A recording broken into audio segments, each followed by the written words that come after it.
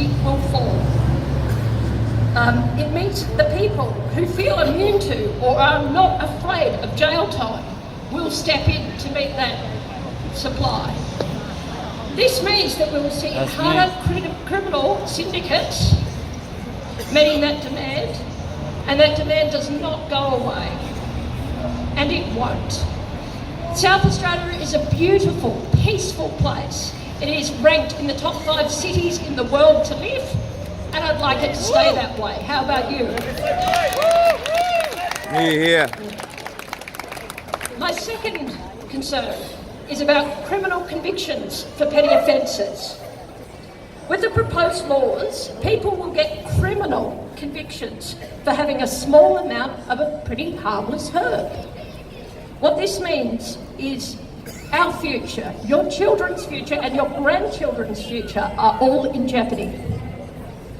It means that these convictions will affect people's ability to work. It affects your ability to rent a house. It affects your ability to travel overseas. It affects your ability to get licences. It's a life-shattering blow for a non-violent, victimless crime. I also pay tax.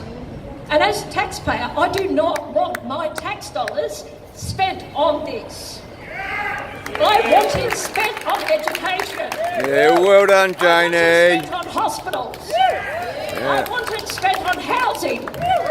I want it spent on the vulnerable and the elderly of our community. I want it spent on infrastructure. Yeah, good girl. We all do, love. I want this money and our police force busy capturing and imprisoning pedophiles, murderers, people who are doing Yeah, it's fucking oath. Hemp is a victimless crime. Yep. Be aware, politicians. If you vote for these laws and you are supporting them, this is the choice you are making for the people. Be aware.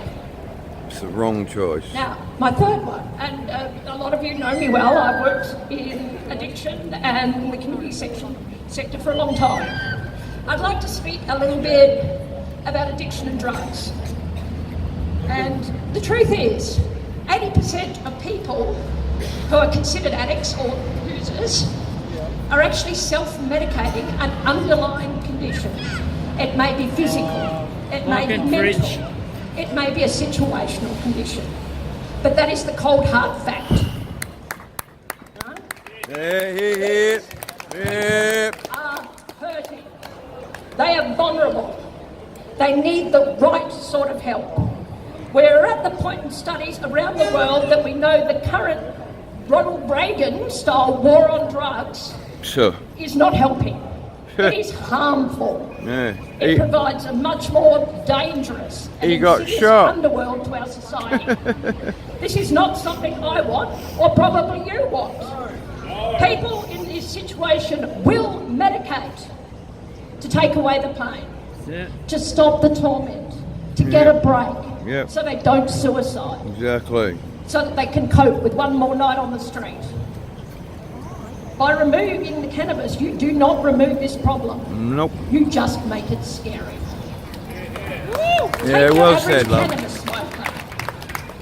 What do? They relax, they talk, they make music, they play video games, they make art, they make love, they might steal your lighter, and they eat things. Right? And they don't rob banks. Into people's houses. Are they rolling you on the street for money? No. No. Right? Have you got mass psychosis with people doing home handyman work at 3 a.m. that you don't need next door to you?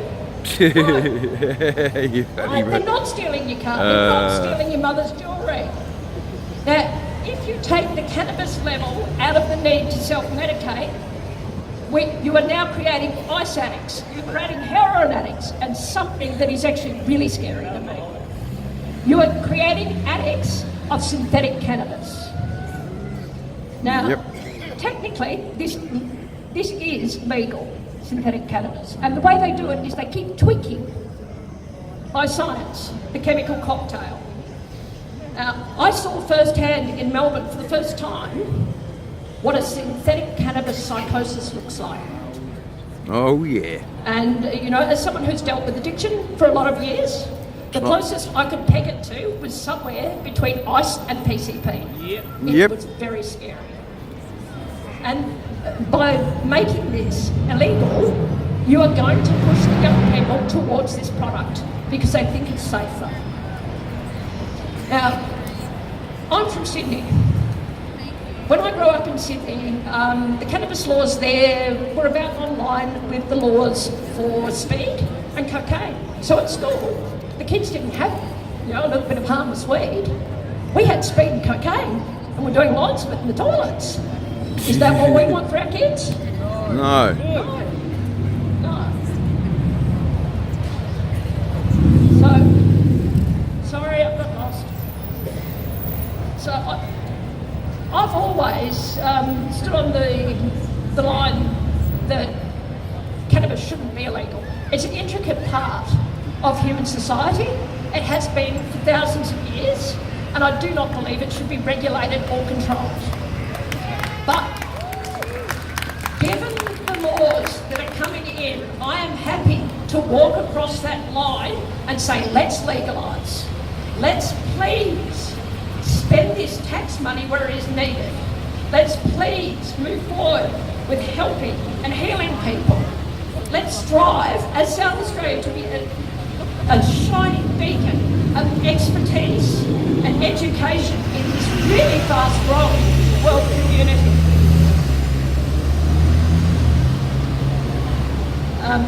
Let us reap the benefits that this industry has in it for all of Australian people. I'm here as a resource for people making these decisions. Please reach out, please speak to me, please speak to the other activists. If I don't have answers, I'll find someone for you that does. We just want to, I'm here basically to help you get the knowledge you need to make the best decisions possible for everyone. I thank you for listening to me, and I did warble on a bit. I have actually got copies of this, if anyone wants it. Because I know I did go on a bit, yeah. And if anyone's filmed this, can you please catch up with me later, because we need it. Yeah. Thank you, Jamie. My name's Brett, this is Skippy the Beagle. It's Friday, 13th of July 2018, and we are here at Parliament House in Adelaide. Why are we here? This is a flash mob rally to oppose proposed stronger penalties for cannabis. This is a flash mob